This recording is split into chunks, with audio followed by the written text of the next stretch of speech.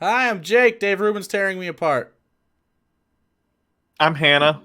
Mentally. I'm ready to be done talking about Nazis now, please. Luckily, we will finish chapter 4 right now. Hey, guess what? You're not a Nazi, or whatever the fuck it's called. So this is part 2. If you missed part 1, you suck.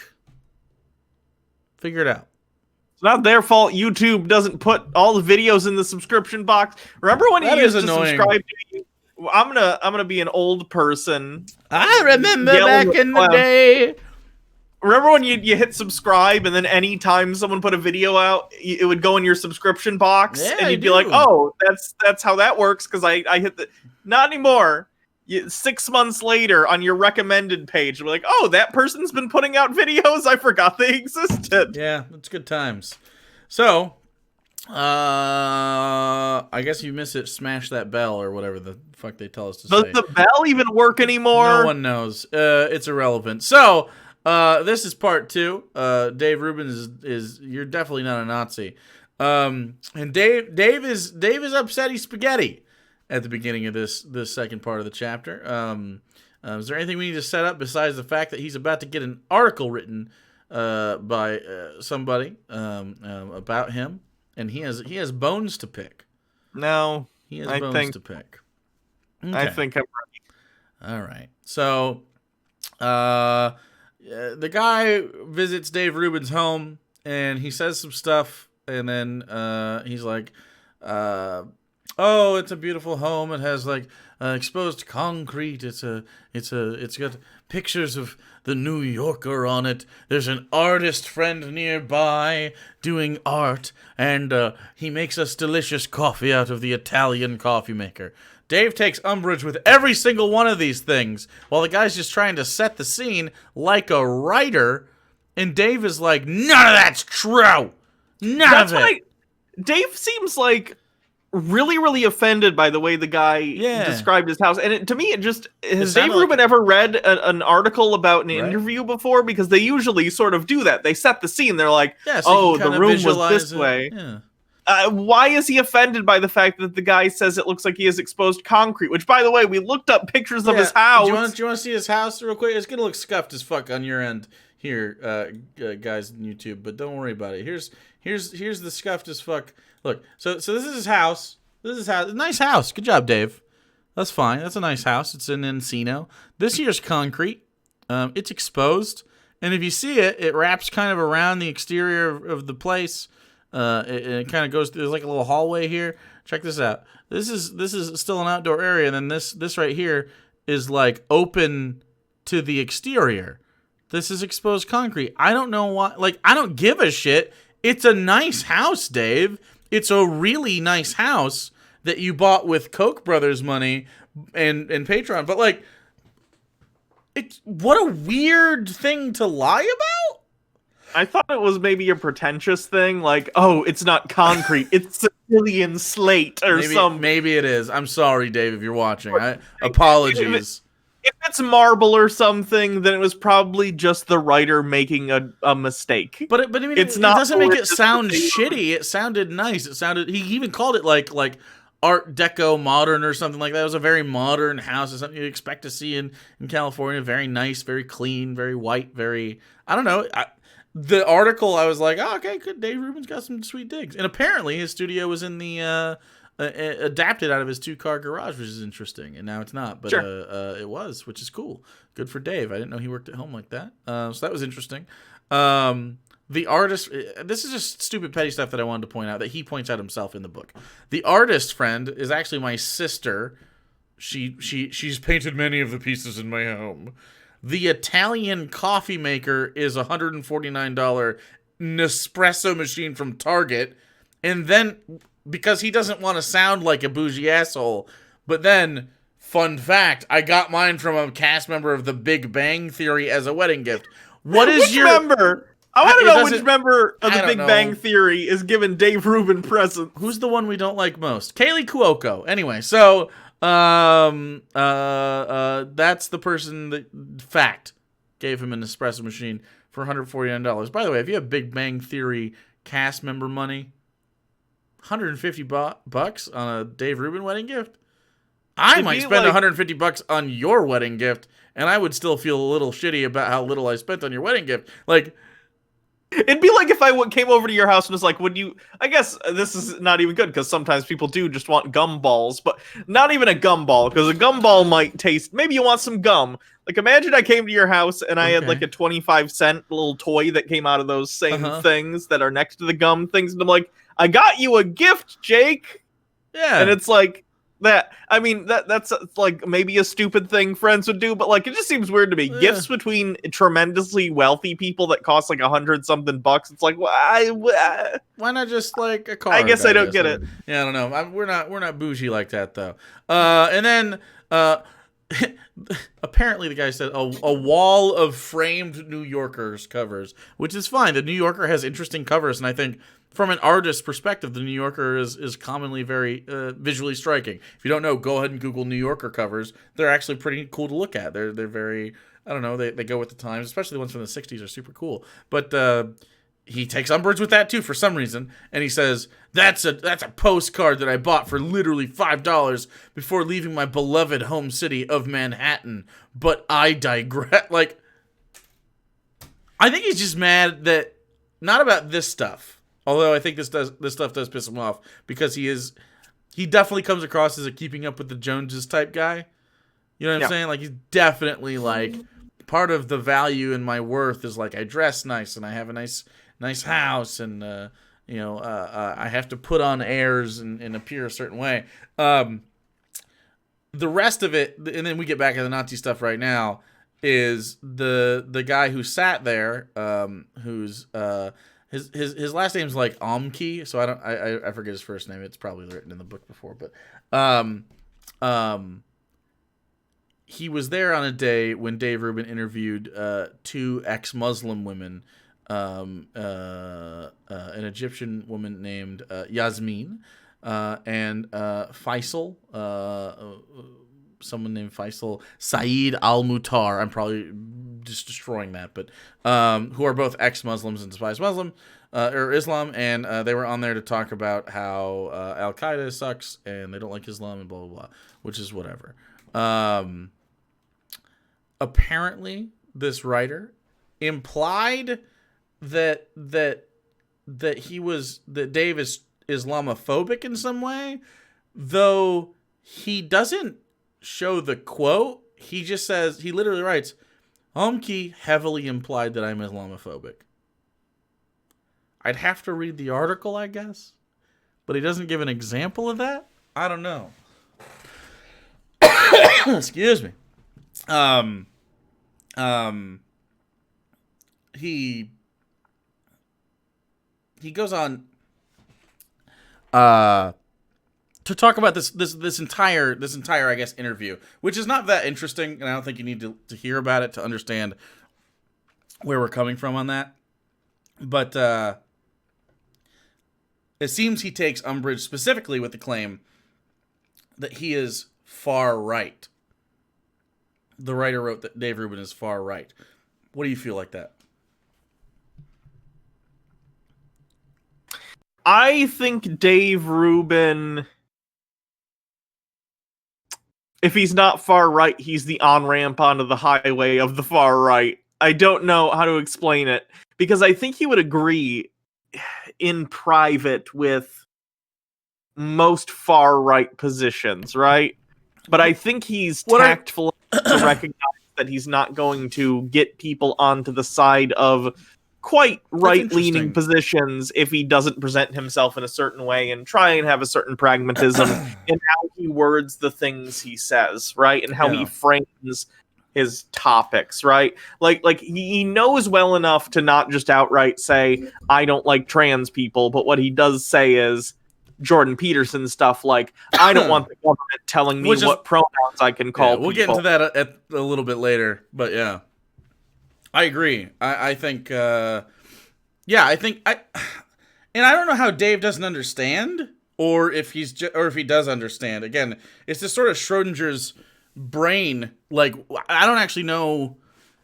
He's either very good at making me believe that he is genuinely confused why people could draw those parallels, which is incredibly confusing to me because he's an adult, and should be able to process like, oh, that's why, when he's told, right?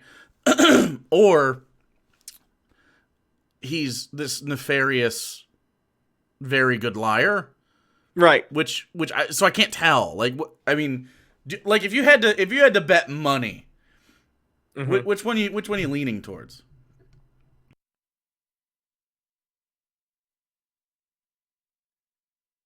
Honestly, maybe I'm giving him too much credit, but I'm going to say he genuinely doesn't see it.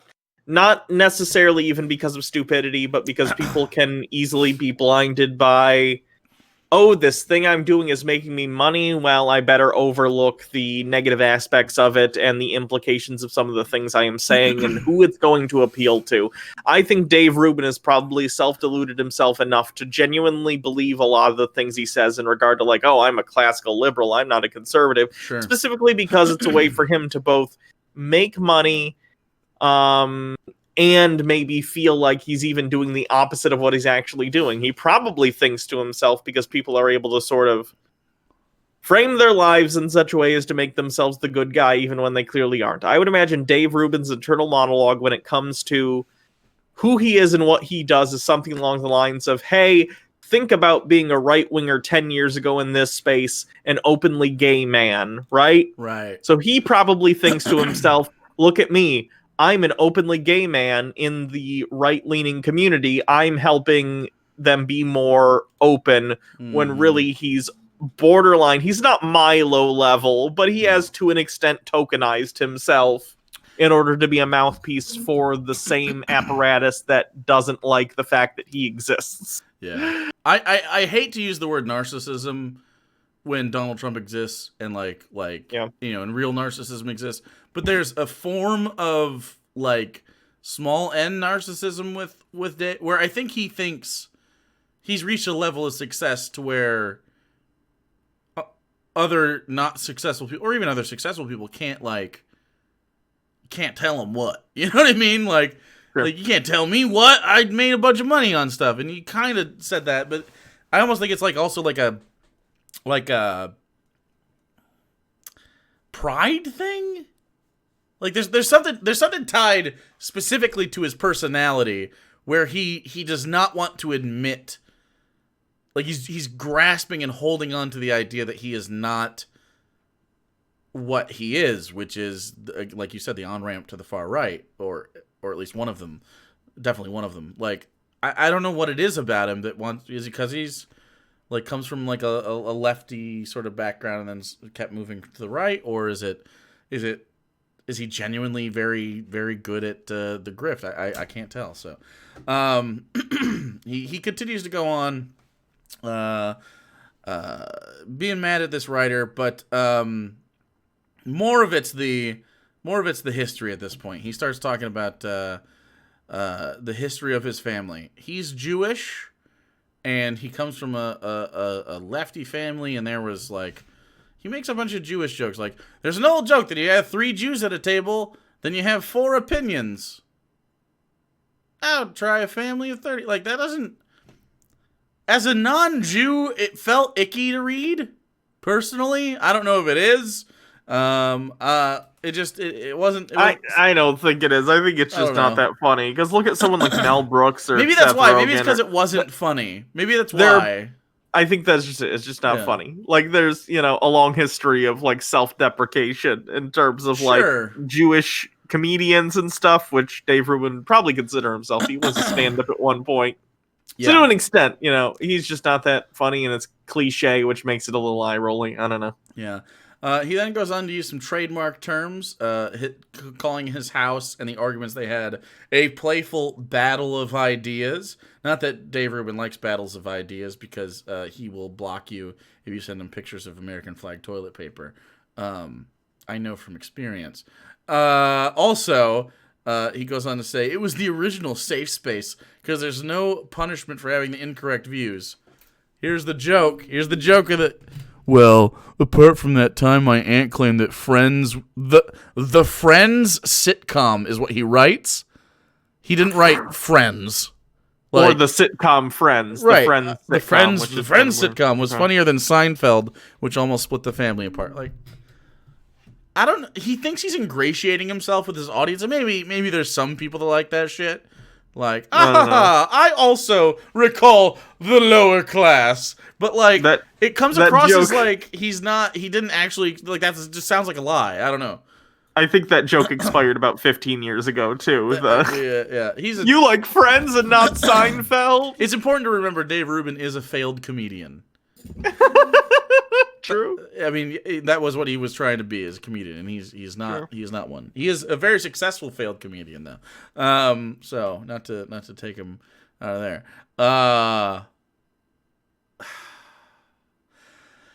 He then does the thing with Ben Shapiro that a lot of Ben Shapiro people do. Ben Shapiro got which one was this? Which place was this? California State? Yeah. Cal State. Ben Shapiro goes to talk at Cal State. People are like, nah, he's a Nazi. And then on all of his wisdom, Dave Rubin goes, but he wears a yarmulke and he says he's Jewish. He couldn't possibly be adjacent to Nazis because he is Jewish. Look, I think Ben Shapiro is every aspect of a Nazi besides the anti-Semitism. Sure. Like he is a Jewish nationalist. Yeah. I don't know how you disagree with that. Like based on like just his own words. There's nothing that Ben Shapiro advocates for that, and he is authoritarian. There's nothing Ben Shapiro advocates for that Dave Rubin should agree with. If he is a classical liberal, right? But right, again, they have to caucus together because of course the right in this country is the way it is. It's very interesting where you have people like Liberty Hangout who are like openly, well, not openly, but were called out and some of their like messages leaked where they're openly anti-Semitic. Well, they're openly monarchist. So yeah, Caitlin Bennett had like a whole text thing that leaked where she was like shitting on like PragerU and making anti-Semitic with brackets and everything inferences, yes, with the brackets and stuff. So like people like that end up having to basically work with and caucus. Caucus might be a bad word because it's not like they're in Congress together, but like they have to work together. Internet punditry. So it's like it's very similar to that. So you have your Caitlin Bennett's, your Nick Fuentes's, and probably people who are like John Doyley, who are actively having to push forward the same talking points as people like Dave Rubin, all three of those, Dennis Prager, Ben Shapiro. It's very strange. Well, it's very strange. What you have is the Christian nationalists that you just the first three that you mentioned, and then you have Ben Shapiro as a Jewish nationalist, and then you have the bridge to Dave Rubin, which is just the Jew part, and also he is a right winger, but like he's not as far right as Ben Shapiro, who wants to like ban gay marriage, right? Like John Doyle wants to ban porn. Liberty Hangout wants to ban liberty and also elections. Like, so it's strange bedfellows. Like they have a similar goal, but I guarantee you, if one side, like say they ended up winning the culture war, which isn't gonna happen, but like let's just say they did. Dave Rubin's the first one out of the fucking airlock, right? Like, he's of right wingers. Like, he's one of the first people jettisoned into the void because they don't. I think so because that's how you're gonna. It would extreme nationalism or authoritarianism in general tends to need enemies to fight, right? 100%. So Dave Rubin, since he's sort of, like I said, I don't consider Dave Rubin like a Nazi or even a white nationalist or anything, at least as far as I know. I could be wrong. He's the pipeline to it, right? He's a convenient way to get people on board with some of the nomenclature of the far right without necessarily having to jump right in. He's the toe that you dip in to get acclimated, right? Yeah, really, yeah. So if people on the right won, right, and leftism and even liberalism and centrism even are like suppressed in some way, whatever, Dave Rubin's would be the new left. It's so weird. Yeah. It wouldn't be good for him. I don't understand why he would advocate for people. I don't know either. that for the most part just don't like him. I don't get it. I don't. Yeah, and I mean, and without hyperbole, Ben Shapiro has literally, if you haven't seen this, has literally sat in front of Dave Rubin and said, "I think your wedding is illegitimate, and I would not come to your wedding. What do you do at your gay weddings?" Implying that they're sex-crazed parties. And he said that like it would like he doesn't consider Dave Rubin's sexuality valid. Like, I mean, it's just wild to me. And Dave Rubin's like, I agree. It's just anyway. So and then he very flippantly mistakes people protesting using their First Amendment to not like someone else's First Amendment, which isn't a violation of the First Amendment. It's how the First Amendment works. The government can't step in and deny someone something unless there's other violations, in which case usually the thing that this is 2016, a lot of the stuff like the Milo Yiannopoulos of the world were getting kicked out of college campuses for the same reason like Caitlin Bennett got kicked out of Ohio State not too long ago. It was making the situation unsafe for everybody, and then the police were like, hey, can you not do that anymore? There's nothing we can do about this. There's just more people that don't want you here than want you here. Sorry about your luck. Anyway, so he goes on to talk about, because I know this is about, this is how dumb Dave Rubin is. He managed to Godwin's Law in a chapter about Nazis. How does that happen? Like, I mean, out of nowhere, he just starts talking about his Uncle Joseph, his uncle's father.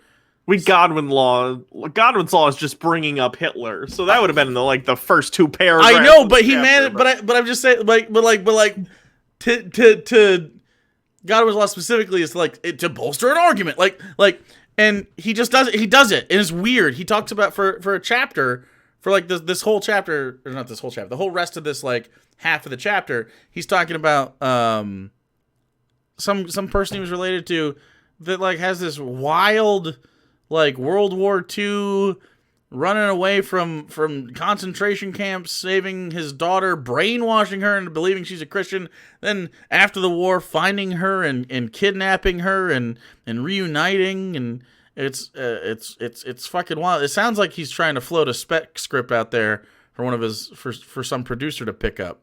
It doesn't feel like it's part of this conversation at all. It just feels like he learned this story and wanted to tell the story.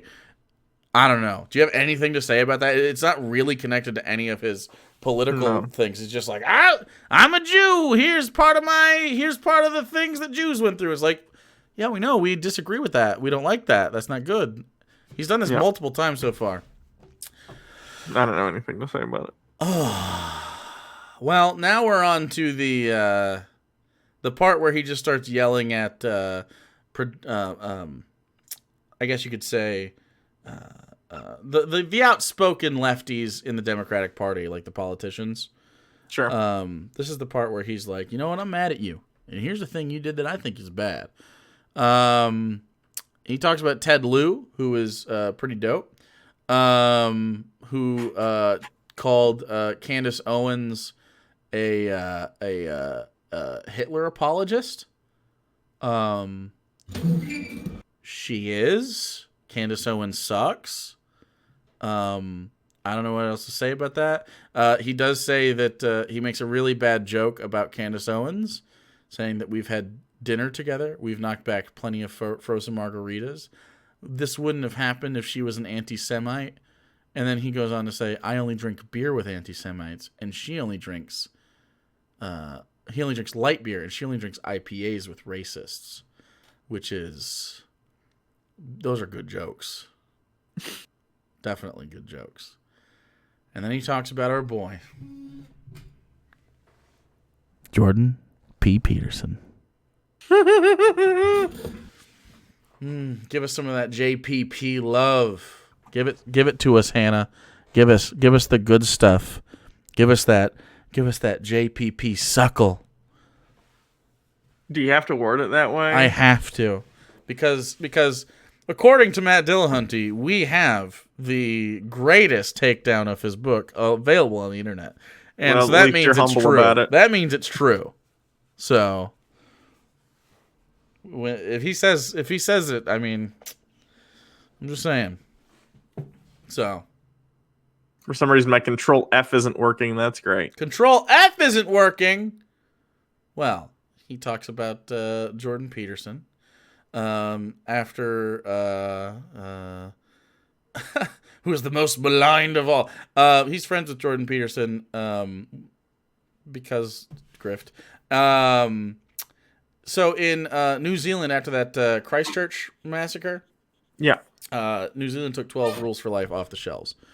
What was it? Did they find a picture of the kid with Jordan Peterson, and it said like his shirt said like Islamophobe or something on it, if I remember correctly? I'm a proud Islamophobe. Which we talked about, by the way. I think did we talk about that when it happened? Were we still doing the Jordan Peterson book review? Have been. But even if we weren't at the time, I don't remember. I know during the book review we did of the Jordan Peterson book, which is honestly, I do think it's one of the better things we've done. We talked about the fact that he seems to speak in such a way as to go to bat for the kinds of people who are these like incel right-wing mass shooter people. He speaks to them in such a way as to almost valorize that sort of worldview, which you can see more about in our Jordan Peterson 12 Rules for Life review, but it's apparent. Again, it's not like he's outright saying go out and shoot people, right? But he is saying like, hey, you were taught like that the world owes you this and this and this, and hey, maybe you're right, as to imply that if you don't have that, it's the world's fault and you should like be mad, and then it's like women's fault for instilling certain like values in you that the current world is keeping you from having. It's just really fucked up implication wise. Absolutely. It's about the implication, as Dennis says. Well, I mean, yeah, you read it, you could understand how it appeals to someone of that mindset. Like, it's so, again, it is vaguely worded, but it's really good at dog whistling right-wing stuff like that. And if you already have the viewpoint of like fuck Islam and I want to kill them or whatever, like I could see how you could see emboldenment within those words in 12 Rules for Life for sure. Even if he doesn't explicitly say anything like that. He definitely uses women as a scapegoat, and femininity and feminism and the left in general, and anti-Christian sentiment is definitely something he doesn't like and denigrate. So very interesting. As we move past that, he talks about some people who I guess the left are supposed to like Oprah Winfrey and Meryl Streep, and how they've been photographed with Harvey Weinstein, so obviously now you're a hypocrite. It's like, I don't care if Meryl Streep went to Fuck Island with Harvey Weinstein on the Epstein plane, right? I have no ties to Meryl Streep. I don't care how bad she could be a literal fucking, like, she could be actually the orchestrator, Grand Wizard of Pizzagate. It means nothing to me. I don't care about Oprah and Meryl Streep. I have no idea why he thinks that's a big deal. But then he goes on to bring up Ilhan Omar, saying she was blatantly anti-Semitic. And this is actually interesting. We looked it up. Yeah, basically I understand what she was trying to say, but she worded it in like the worst fucking way possible, basically, where she was talking about how, as for context, she's Muslim, for anyone who doesn't know. Sure. She was talking about how, as an American politician, it's basically impossible to say anything less than flattering about Israel, because the position of the United States, even people on the left, I'm talking, left, like Democrats, historically over the past 20 years have had nothing but, positive things to say about Israel, and they're very on one side of the Israel-Palestine thing. Now, the way she said this was really, really stupid, though. She said something along the lines of, I don't think it's fair that I'm being asked to show allegiance to another country and other people might be doing the same, which ties into sort of older conspiracies about like, oh, Jewish people, they're secretly, you know, conniving and they have loyalty to Israel over the United States. So it like played into really bad anti-Semitic tropes. I don't think that was our intent, but I also think as a politician, it's your job to make sure you're watching the way you say things. So yeah, that's a fuck up. That's a complete fuck up on her part. 100%. There are ways to criticize Israel without fallen into bad tropes. Yeah. I would compare it to what's a good comparison to that? I don't know. Someone dog whistling accidentally, right? It's not good. Oh, but, well, I find it funny that Dave Rubin calls that out as compared to like dog whistling that's done in the right constantly. It's interesting because he actively, explicitly dog whistles later, multiple times for multiple different things. So I mean, like. I don't know what his... Again, he doesn't know who he's arguing with. She's black, female, Muslim, all things that score big in the Oppression Olympics. And if she says something bad, suddenly it's fine. I don't know any leftists that were like going to bat for her, because like this wasn't a big conversation for us. Like we didn't bring up Ilhan. Again, we don't idolize these people. If Ilhan Omar comes out and she ends up, even though I agree with her mostly politically, if she ends up being like anti-Semitic, I mean, it's not for me, bro. That's fine. I don't need her to exist to have beliefs. It's so weird how they tie their politics with specific individuals, and it really shines a light on the whole Trump phenomenon, like where he can do no wrong even when he does. And they're like, but look, Ilhan Omar does it. And we're like, okay, fuck her then.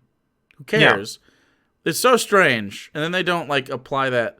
Very strange. So here's we could talk about this. Absolutely.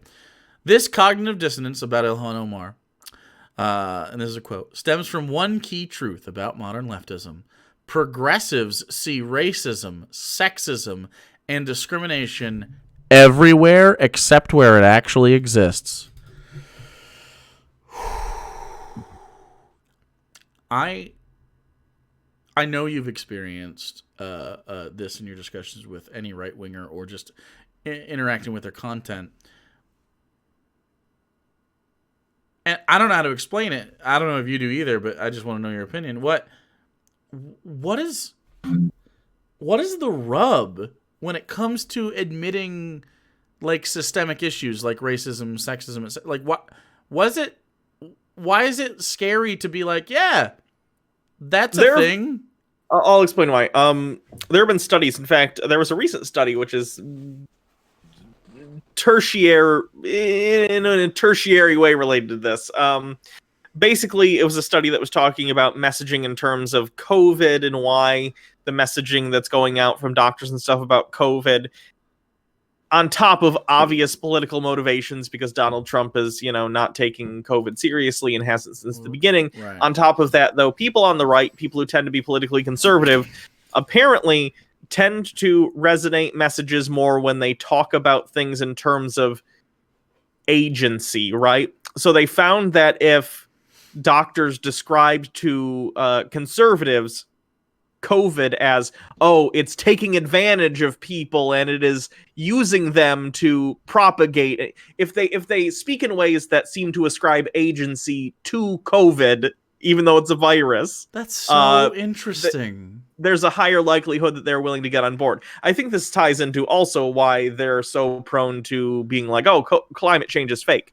I think people on the right are incapable of understanding systems that work without agency, without motive, systematic racism, evolution, wow. That's viruses. A lot of these things involve systems that function by series of independent rules. of intent. Yeah. I don't think they're capable, and this also ties into why they think, oh, if you're poor, it's your fault. You need to pull yourself up by your bootstraps. They're incapable of recognizing a system that, through its very design, necessitates failure from certain individuals. It's always about you having agency. You always have agency no matter what, and it's ultimate agency, and if something goes wrong, it's your fault. They're incapable of seeing systems larger than themselves operating at all times that cause different outcomes for different people. Why? As opposed to the system that actually exists where we have a function of like, yes, everyone has agency, but that agency is coming into conflict with systems that might work to subvert that agency without having agency of its own. I'm interested in why, though. I don't know. That's fascinating. That there's like a logical block within a large group of people. That's so fascinating. I wondered if you could trace that back. If you took that hypothesis, right, and then tried to trace that back through like education or just systemic or region or wherever, like where would you see that sort of spider web from? Very fascinating. That's interesting. Part of it, and I think some people are just more wired to this sort of thinking. Like if it's 10,000 BC or 50,000 BC. My assumption is it's inherent. Sure, and there's like rustling in the bushes. It might behoove you to ascribe agency to that rustling as opposed to just being like, oh, it's just the wind. Because it might be something that's about to pounce on you and kill you. So you think it might... Wait, I just had a fucking light bulb go pow. There was also a study that showed that yeah, this makes sense. This makes perfect sense. Right-leaning people tend to have a more active amygdala, like it's bigger, and the fight or flight responses are larger, and they tend to vote around fear more often, which would make... I mean, I think you just connected the dot there. I think that makes exactly perfect sense. Now... That said, you can train that in people. So, again, it's a nature-nurture thing. People might be predisposed toward, like, maybe more paranoia in that regard, and more prone to experience fear from a wider variety of things. But that's actually very fascinating and sad. It's kind of sad because I also think, and just I'll tack onto this. This is the last thing I'll add. Yeah. But just like, I think this also has to do with why conspiracy theories are so big, especially right now amongst right wingers, because it's ascribing intent to chaos, negative consequences. Right? They say, oh, I'm poor. I'm not doing well. The middle class white people aren't doing well. It must be a secret cabal of leftist Satanists, in the government who shipped our jobs over. Because I'm doing everything right according to the American propaganda of like how one ought to act. Right. It can't just be that we have promoted a system that incentivizes business to, remove to seek the lowest labor costs in general. It has to be, I will now remove jobs from the middle class because I am evil and would like to do a bad. That's really too bad. There's a way of reaching these people. We have both reached these people in real time in the past, throughout our content, and that happens constantly. I get DMs all the time. But it's still sad that it has to be a trickle effect. Like I can't, like there's not just like a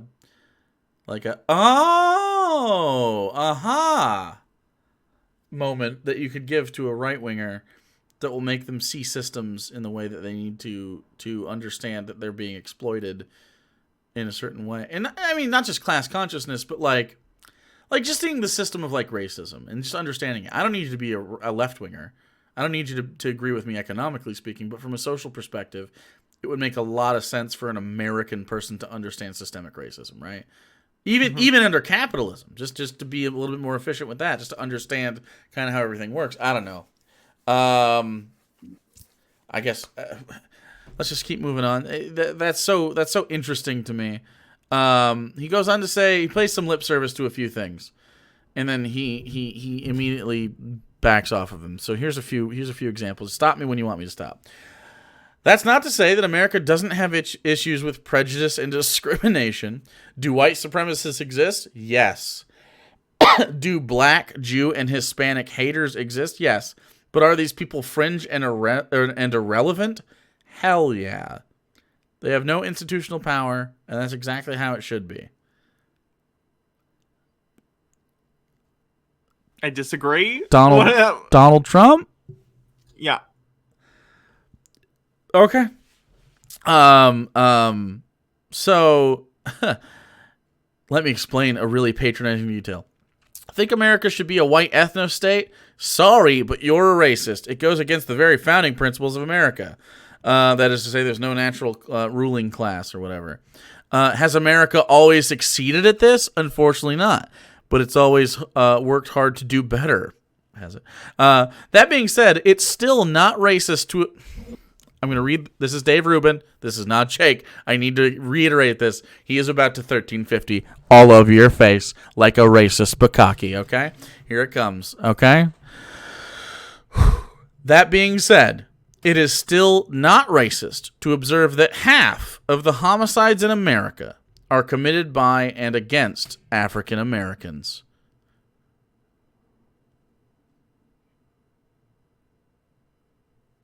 There may Never be... go full 1350. Don't do it. Never do it. This is not racist. If anything, it's racist to ignore this and make the task of finding a solution even more difficult. The same principle applies to other social groups, including women.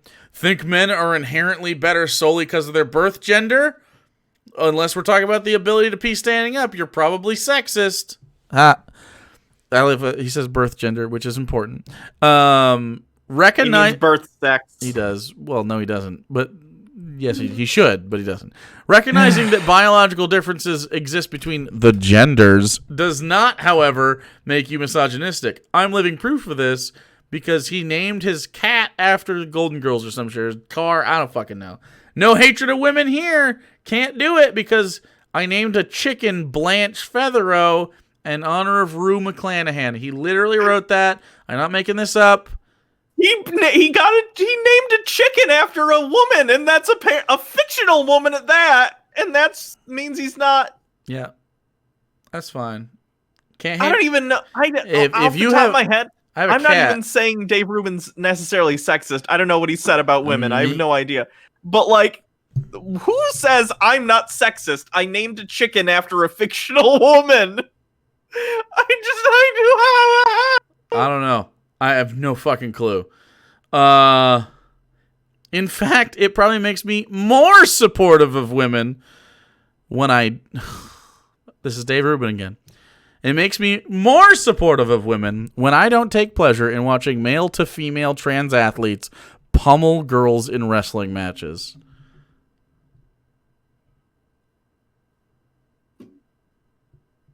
I fucking love watching that, for the record.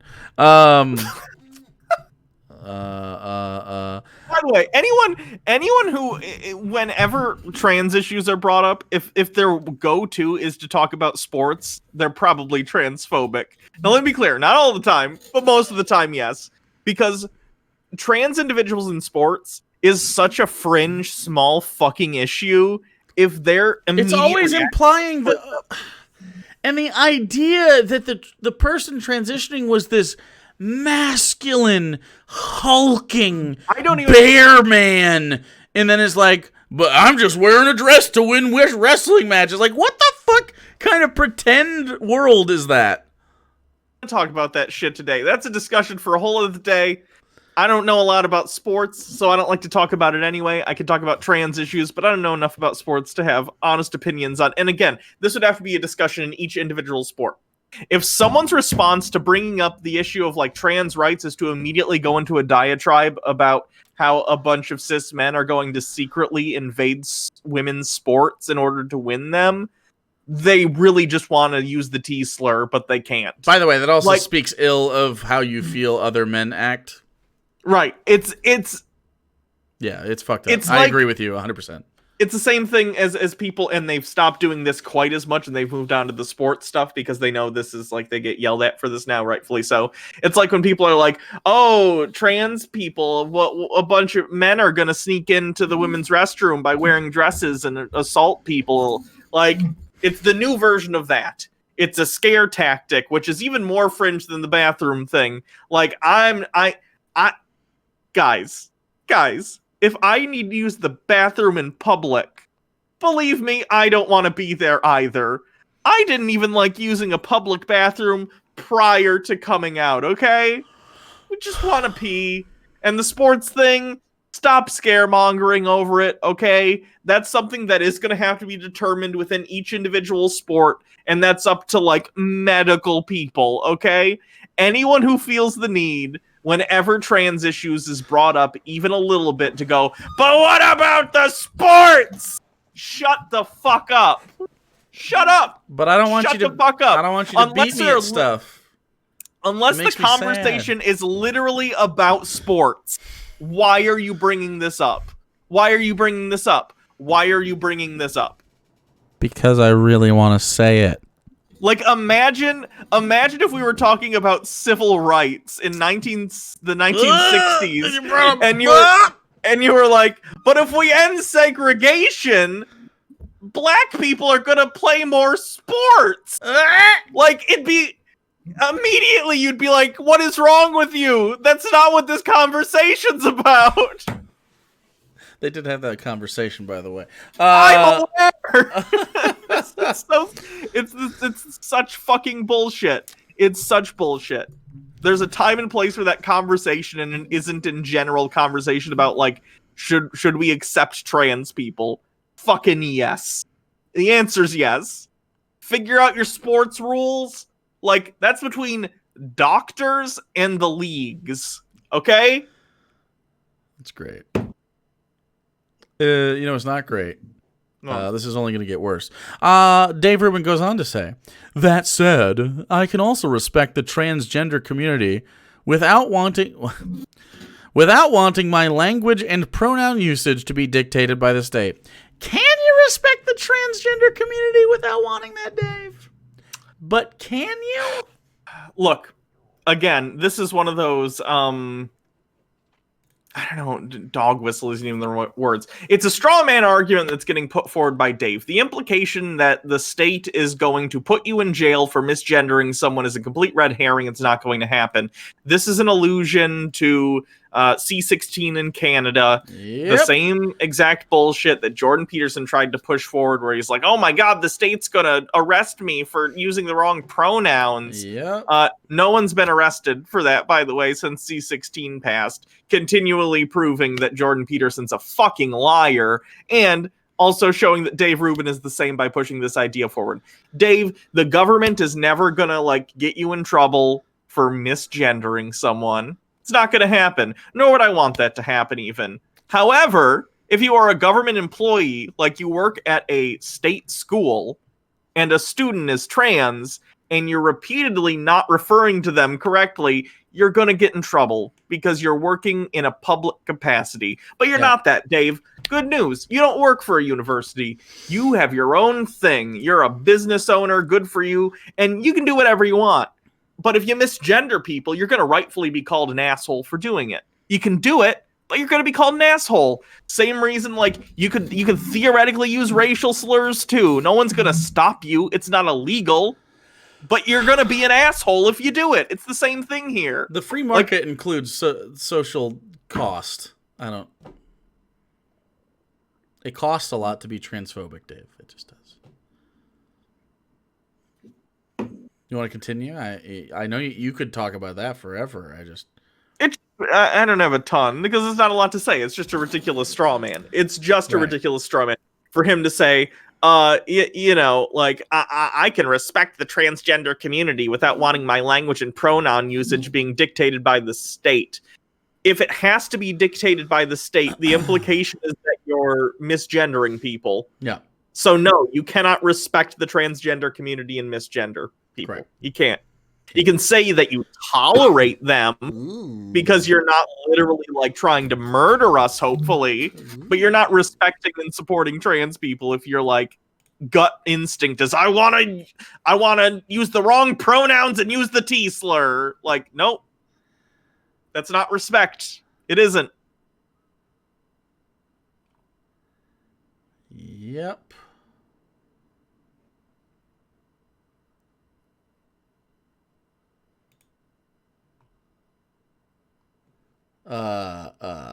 Sorry, I was trying to click through his Dave Rubin shit. Moving on. It gets worse. He says, I truly believe it's the far left Puritans who are the greatest threat to our free, pluralistic democracy. The left's obsession with identity politics is the reverse of the melting pot principle that America was founded upon, a place where everyone, regardless of race, religion, or color, is welcome as long as they blend into the fabric of our free society. He just said the opposite of that moments ago. I don't care about your demographic information. I think this is the whole, like, white people are bad thing. Again, understanding that culturally speaking, there's a problem within I guess you could call it the white culture of American citizens, especially rural white culture. There's a systemic reason behind the racism. It's slavery.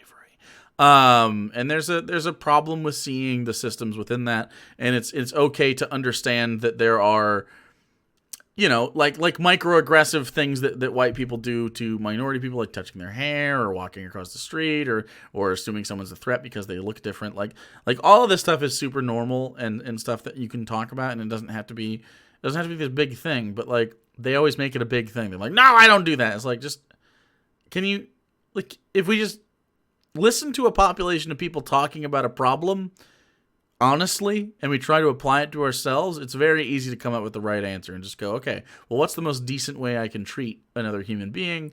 Here's what it is. What are some things that I do that aren't decent? What are some things that I don't think about, right? Could be totally innate. Learned behavior that you don't understand that you're doing.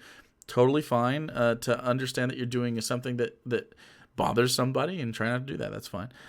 He goes on to say, the left's obsession with judging us on immutable characteristics is what will eventually reach a tipping point and turn neighbor against neighbor, dividing America and beyond. This is the part this is one of my least favorite right-wing tropes, is confusing the recognition of systematic racism that exists and hampers people in society with racism, conflating the two. Mm-hmm. Like, recognizing that people are disenfranchised often because of the way society treats them because of the color of their skin is not saying that there is some, like, biological truism that it backs up that, like, system, right? Right. Like, it's recognizing, hey, racism exists in society, and then people on the right go, you're racist for pointing that out. Yep. It's stupid, and it doesn't make any sense. Yeah. Like, I don't think people's race determines, like, anything. I don't. I think, like, I just don't understand it. It's just frustrating to me that continually that's the line that's been more and more so over the last 4 years, as it's become clearer that there's a large segment of people on the right who are completely fine with indulging in racism, that they've tried to combat that not by actually dealing with the racism problem that exists within their party, but instead to try and project that onto liberals or leftists by saying, you're the real racists for pointing out that racism affects people. Yeah, it's wild. It's progressive activists who are banning people from having bank accounts. I assume he means like the Sargon stuff. Or something like with the Patreon, from speaking at universities and from social media platforms and crowdfunding sites. It's progressive activists. Okay, so again, that's just the free market. That's just how that works. It's okay. If the free market determines that they don't want you at a place, then you're not going to be there. You advocate for that. That's fine. These aren't public speaking places. People don't have to associate with you. They have a huge influence over media and political lobby. Their modus operandi is chilling parallels to the tactics seen in 1940s Germany, which is also technically cultural appropriation, which is the dumbest thing that I've read just now. It's so stupid. He is so stupid. My point, question mark, and this is how he ends it. The left's nonstop casual use of the term Nazi to shame, defame, and besmirch is so indiscriminate, so scattergun, and so preposterous that you're almost duty-bound to disregard it. Once you understand this, you can laugh at it, which is the greatest weapon against the new N-word, which is now the stupidest thing I've read recently. He just calling someone a Nazi the new N-word. You know why I know that's different? People on the right want to be oppressed so badly. They want it I, so bad. Maybe that's why they advocate for like Donald Trump to be a dictator, because then they'll finally, like everyone else, actually be oppressed in a totalitarian state. so you didn't say one of those words, but you wrote Nazi a bunch.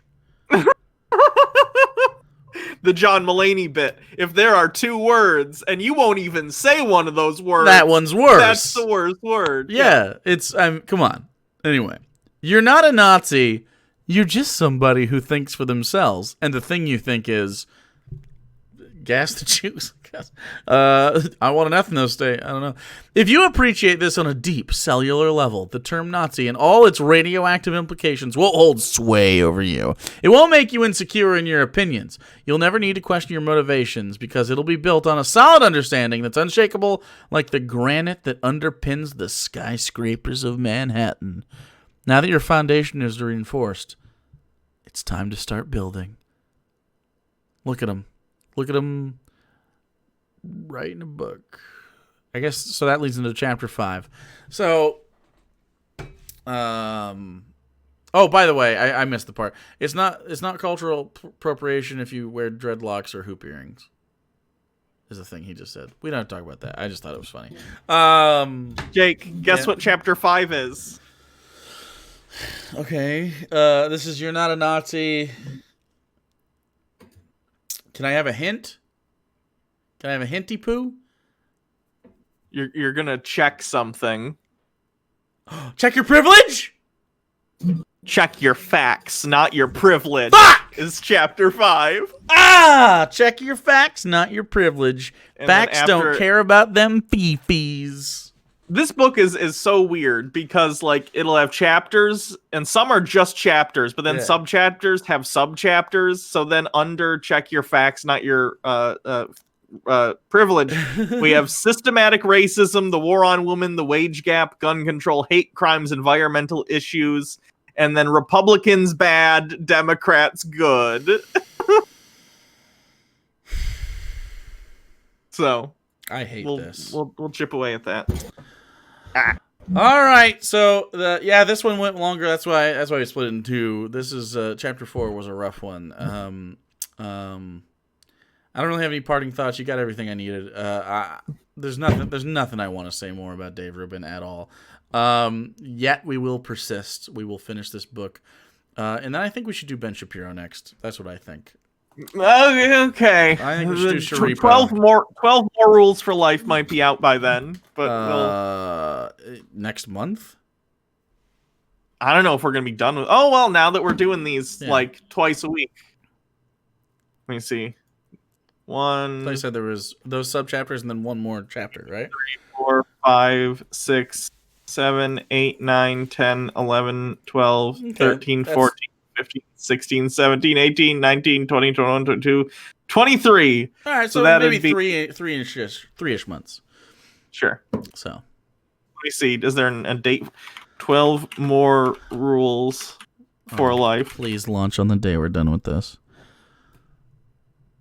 Please. Beyond announcement. Beyond Order. 12 more rules for life is available for pre-order. The companion volume to 12 rules for life will be released when? March 2nd, 2021.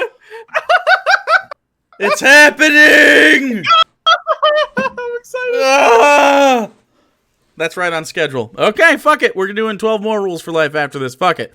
All right. So we love you guys. Thanks for hanging out. I hope you enjoy this book stuff. It's not a labor of love, that's for sure. So you could let's see. You could also find us on YouTube at youtube.com/actualjake and youtube.com/Hannah Reloaded. We got stuff. Similarly on Twitch, twitch.tv/actualjake, twitch.tv/Hannah Reloaded. Indeed. We do tons of content over on all these places. Go to them, enjoy them, suckle them. Suckle them be good. Yeah, we got a lot of content over there. So yeah. Yeah, come hang out with us soon. There's going to be more good stuff. We also have Christmas is coming up. So if you want, I'll put the thing somewhere. No, I won't. I'm not editing it like that. I'll put it in the description or something. I'll put the PO box in the description. If you want to send us Christmas presents, do so. We'll do a Christmas present unboxing. Probably right before Christmas or something. We'll save up a bunch of them. We'll do a big thing. Maybe we'll I don't know. We'll enjoy like what are Christmas things? Hot toddies. We'll enjoy some cookies. We'll do like we'll do a whole. It'll be a Christmas special. It'll be fun. All right. The Hannah and Sounds Jake good. Christmas special. We must have a lot of packages We probably do. because I haven't checked that neither of you in a No, while. I went and checked it this month when I got my Okay. I got my DM costume that I did on Halloween. So Oh yeah. Okay. So I guess not last month, but you know, yeah, I guess it's been like a month. Fuck, that's been fast. So anyway, that's it. That's the whole video. So End the video. love your faces. I'm gonna eat some Jimmy John's at some point. I gotta go do stuff. Enjoy your stuff.